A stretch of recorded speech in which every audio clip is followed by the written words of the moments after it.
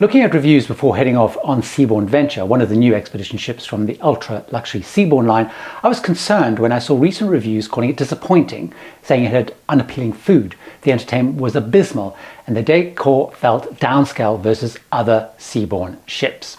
I'm Gary Bembridge, and as I always do, I booked and paid for this costly trip myself, so I was really concerned if I'd made the right choice and used my money wisely. This is what I discovered. Let me start with the positives on my Seabourn expedition adventure. Seabourn is an ultra-luxury line who have launched a dedicated expedition fleet and two identical, tailor-made 264-passenger ice-strengthened expedition ships, Seabourn Venture launching in 2022 and Pursuit in 2023. My trip was a 10-night expedition cruise around the Kimberley in Australia. I thought the ship was fantastic. My first reaction on seeing and boarding the ship is it felt really large and expansive for an expedition ship and felt more spacious than other ones I've been on. I really enjoyed, of course, being on such a new and modern ship. The ship's interiors were designed by Adam Tihani, who also did their newest classic ships, the Ovation and the Encore, and unlike some of those reviewers, I actually felt they had a great, similar look and felt really classy. I think the best way of reviewing the public areas of the ship is deck by deck, starting from the top and working my way down. Up on deck 9 is the Constellation Lounge. This is a great space overlooking the bow of the ship with an outside deck. So I would go up there, for example, on sailing out at sunset for incredible views. It was also where the afternoon tea takes place. Seabourn has one of the best afternoon teas at sea. In the evenings, there would be live music in here as well. It was great. Also on deck 9 is the club. It's a lounge and bar which hosts things like daily trivia in the afternoon and in the evening, live music. It also has a nightly sushi bar. I actually ate here many evenings and it was the only evening informal dining venue. More on that later. The Zodiacs used for all the expedition excursions are also stored on deck 9. Down on deck 8 is the bridge, which was open to visit and talk to the captain and crew much of the time, which was great to be able to pop in there and find out what was going on and how things worked. On deck 7 is the spa and fitness center. For an expedition ship, both were a pretty good size. It was never busy as expedition cruises are so hectic. As well as the gym, there was a studio running a few daily classes as well. Down on deck 6 is where some of the key public venues were, notably Seabourn Square at the rear of the ship. Seabourn Square is a classic on Seabourn, which has things like guest services, future cruise sales, and on classic fleets also it's where the shore excursions desk is. It also has a large coffee bar with snacks relevant to the time of day. There's a large deck outside too, making all of this whole area a really popular place to relax and hang out on. At the front of deck 6 is the bow lounge, which on my trip in the Kimberley, I think most people were unaware existed and it was not used very much. It has an array of screens with live feeds of propulsion and maps, although no one ever actually explained it, so I didn't really know what they said and what was going on. The space itself was not particularly inviting a place to hang out in either. Now in front of the lounge, which I really did like, was a large open bow area where you could stand out and watch the scenery as you were sailing. Now I suspect that the bow lounge and the open bow are used a lot when the ships are in the polar regions to watch the ship do things like push through ice, spot wildlife, but it wasn't really used very much for that in the Kimberley. Down on deck 5 is the Colonnade, another Seabourn standard. It's a buffet restaurant for breakfast and lunch, and then in the evening it turns into a waiter-served restaurant with various daily themed menus like Australian, Italian, and so on.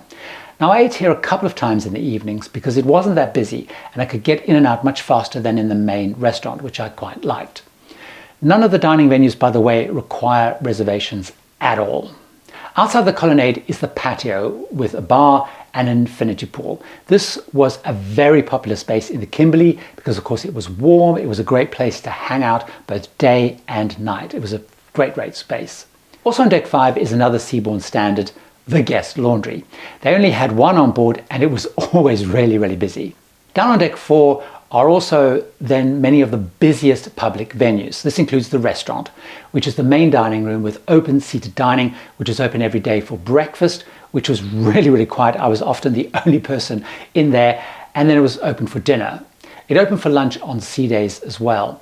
Now I only went there for dinner once, to be honest, and I will talk a little bit more on why I did that and the food in the main restaurant a little bit later. Also on this level are some of the key expedition focused venues.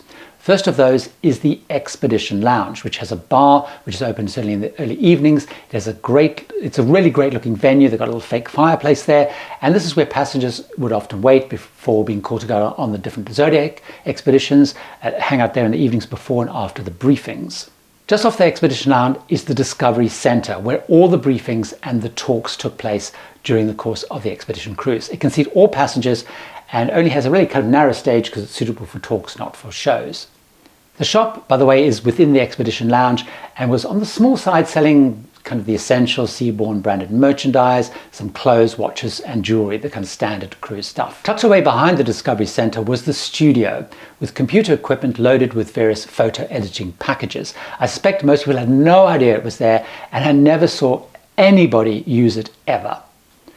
Down on deck 3 is what's known as the mudroom. This is where on polar expedition cruises you store your boots, you clean them off on returning from the various outings on land. It's also where we boarded the Zodiacs to take us out on the various expeditions. Also down on deck 3, but getting there via the stairs at the rear of the main restaurant, are 2 garages that store 2 submersibles and also I think the sea kayaks. Both expedition ships have these huge submersibles which hold 6 passengers and 1 pilot. They can only operate though in certain parts of the world, so they couldn't operate, for example, when we're in the Kimberley, but they do more so in the polar regions. They can dive up to 200 meters, and they do though involve an extra charge of about $700 upwards per dive, lasts about 45 minutes each. And I'll talk later about the other inclusions and exclusions in the fare. The ship looked good, it never felt crowded, and there was a good range of choice, as hopefully you've seen so far. But let me move on and talk about the cabins, or suites as Seabourn call them, because I really like them too. There are 132 cabins on board, all with balcony. There are 4 sort of broad main grades: veranda, which are the bulk of them, penthouse, panorama penthouse, and then big suites like the 2-level winter garden suite. Now I splashed out on what I discovered was probably one of the best cabins I have ever cruised in across my 115 cruises so far, a panorama penthouse suite. There are 16 of them on board. It was a great size, incredibly quiet, even the air conditioning was silent, fabulous bathroom with bath and shower, comfy bed, plush bedding, a great balcony. It also had a mini bar, coffee machine, molten brown toiletries, including some with the Seabourn molten brown fragrance, refillable water bottles. There were stations around the ship to refill them, by the way, as well as jugs in the cabin, and an interactive TV. All the cabins also have a drying cupboard for wet jackets in the polar regions. Seabourn doesn't have butlers at any grade, including the very top suites, unlike their close competitor Silversea.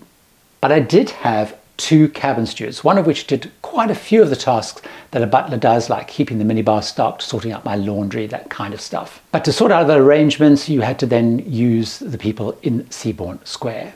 I also liked that Seabourn have on certain sailings deep solo supplement discounts, or putting it another way, low add-ons. I only paid a 25% solo supplement on this cruise, making it way more affordable to do this trip than normal. Another thing that I liked were all the things that were included in the fare. All dining, so no specialty dining charges, drinks, which had an extensive range, including wines. The real wine buffs I met told me that they felt they sort of needed to dip into the extra charge ones to get kind of really better grade of wines, but the wine list was pretty extensive. I liked as a luxury line, they even though had things like caffeine-free Diet Coke that I liked, those little touches. Gratuities, Seabourn say, are not required or expected, so I was a little disappointed when my stewards left in a very pointed way some envelopes by their name sort of sign in the cabin on the last day. It felt a little bit less premium. I planned to tip them because they were great, but it just kind of felt a little bit not quite right. Unlike on a regular Seabourn cruise, all planned expedition tours were included, and most days there were 2 of these.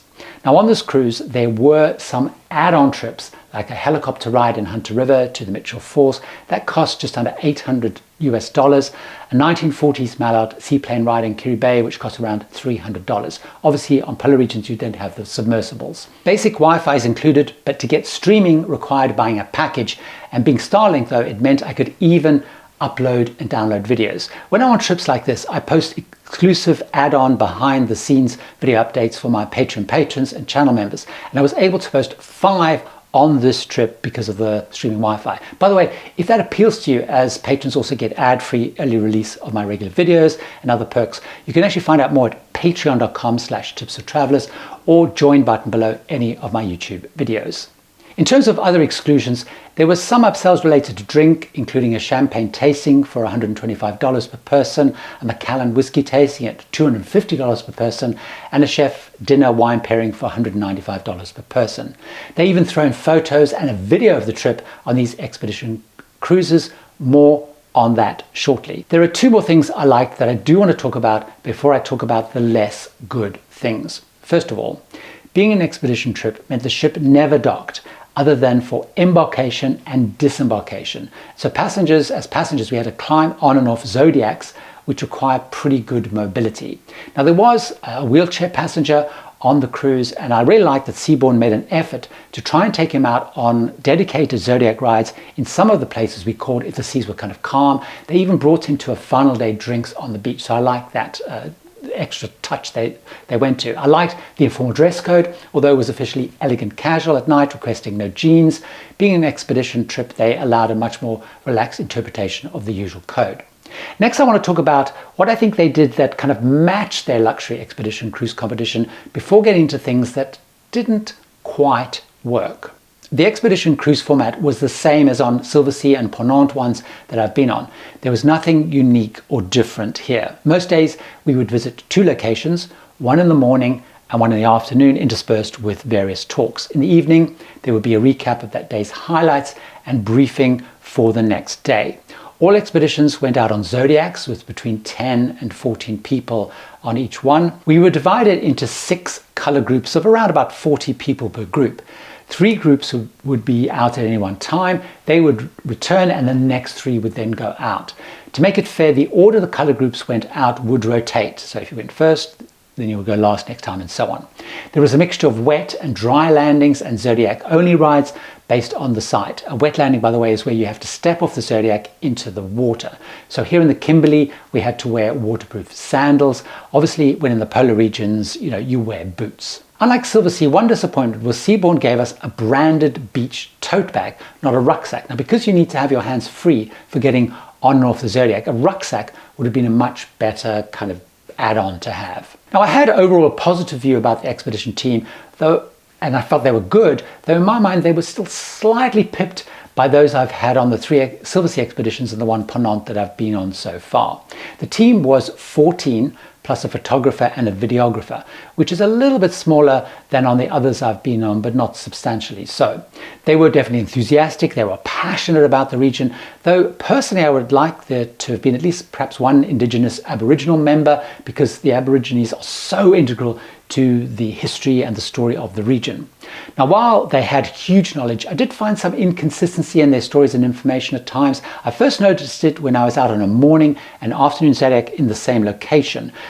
We were told slightly different information and stories by the different members driving the zodiac, so there wasn't complete kind of synchronization there. I want to stress it was not a massive issue, and it was on the small details, not substantive issues, but it was something that I noticed. The talks, by the way, were pretty good. They ranged from how to improve your smartphone photography, crocodiles, regional birds, about the Ashmore Reef, World War II in Australia, the Montgomery Reef, touring Australia in a 4x4, those kind of topics. So kind of specific to the region. I could attend the talks in person, I could watch them live on my in-room television, or watch them afterwards on catch-up, so that was great. But I have to say, most people I spoke to rated the team really highly, so my points are probably pickier than many people would have for sure. While I liked that a photographer and videographer, and they gave us the chance to airdrop around about 100 photos to our phone at the end, we could also download a video once home. Personally, I was a little bit less keen on the video compared to others that I've had on other expedition trips. Compared to those trips that I've been on, the video on Seabourn was a little bit more esoteric, a little bit artier, rather than a kind of punchy story of our trip. Now, this could be a Seabourn house style. It may have just been that specific videographer. But personally, I would like something a little bit more about the story, if you like, and what we saw. Again, I think I was a minority. Most people, I think, really liked the video. Another missed opportunity, though, is the expedition team run a blog with photographs during the trip, and then it's permanently available from forever, basically. But although they mentioned it, most guests that I spoke to had no idea it existed when I asked if they were following it. And it's a pity because it's really, really good. It seems kind of a waste of such all the kind of efforts they're going to. So how did I rate, though, the things that I saw people complaining about in those reviews that I mentioned that I'd read before I went? One of the key criticisms in those reviews was around food. Now, I have to say that while I thought the food was fine, it wasn't as memorable or stand out for me either, certainly compared to regular Seabourn ships. But I wouldn't rate it as bad like some people had. I just thought it was fine. Now, the problem is I struggled to say why I felt that in detail. The menus were a decent size, there was good choice and range, but the delivery didn't just quite hit the mark, which is strange because I believe like the executive chef was a classic Seabourn fleet person. It just didn't quite kind of hit it, if you like. Now, because when I go on an ultra luxury ship, I expect to come away remembering the food as being quite remarkable, but it was not as standard as I wanted. It was fine. Everyone I spoke to kind of agreed with that. They did, though, frequently fail my poached egg test, which never is a great thing to do. So the food was a bit dried out when dining with others. That one time I went to the main dining room for dinner, so just kind of little misses there. Crew were friendly and service was overall really good. Though I felt on the classic Seabourn ships, the crew actually got to know me by name and my likes better. So service on those ships, on the classic fleet, tends to feel more personalized. This happened less so on the trip. I'll give you one example. I would go a couple of times a day to the Seabourn Square, the coffee bar. On regular Seabourn ships, they know my name, they know my order, I'm very predictable. Not so much on here. Again, it's small things, but in ultra luxury pricing, you kind of just expect that much more personalization, remembering you kind of stuff. At the start, I mentioned reviews saying entertainment was abysmal. Now, I don't have an issue with entertainment at all, and for an expedition cruise, I thought it was actually the right mix, personally. The budget, of course, is going on having an expedition team, not a large entertainment team. They did, though, have a cruise director, a really hardworking, very outgoing, fun guy called Dave Resseltan. There was a duo, Elise and Eli, great voice, and a talented, very versatile singer-pianist, Filippo. The daily program was overall light, with a focus on talks and briefings, of course, being an expedition. Late in the day, there might be a trivia or a quiz hosted by Dave, some live music in the club and Constellation Lounge. Every few evenings, there was actually a deck party of some kind. So in addition to the welcome party, there was a farewell cocktail party, which had an Epicurean theme with lots of fun food, a crew parade. We had an Aussie pub on deck one day, a Sweet Delights evening with desserts and DJ dancing, a Serenade Under the Stars performance of songs by the cruise director Dave, followed by a DJ party. Dave, by the way, also did a moving one-man show called Alive, where he sang significant songs from his life and an entertainment career to date. And Filippo, the singer-pianist, did a really entertaining tribute show to Elton John one evening. So I thought the entertainment was perfectly great for an expedition trip. There's, by the way, no casino, but neither do their close expedition competition have either. So I think the criticism of the entertainment was probably a little bit unfair, certainly from my perspective. What did this expedition experience cost me? I mentioned it was pretty costly. Expedition cruises like this are expensive. They can start from $600, £500 per person per night, even for kind of an entry-level cabin. Now that big panoramic penthouse I booked, including the 25% solar supplement, cost me $14,500. That's £11,000 for 10 nights. So that's $1,450, £1,100 a night. So very, very expensive, which is why choosing the right expedition cruise line to do this once in a lifetime event activity is so important. So do I think I made the right choice going on Seabourn Expedition, bearing all this in mind? Yes. I thought the ship was fantastic. I loved the experience, with the good definitely outweighing the less good for me by some margin. So would I go on an expedition cruise again? Absolutely. But why don't you come and actually join me on that expedition cruise? See the sights, see what it's like in the vlog that I did where I show you the experience day by day, including some scrapes that I had along the way. Join me over there. I hope to see you there.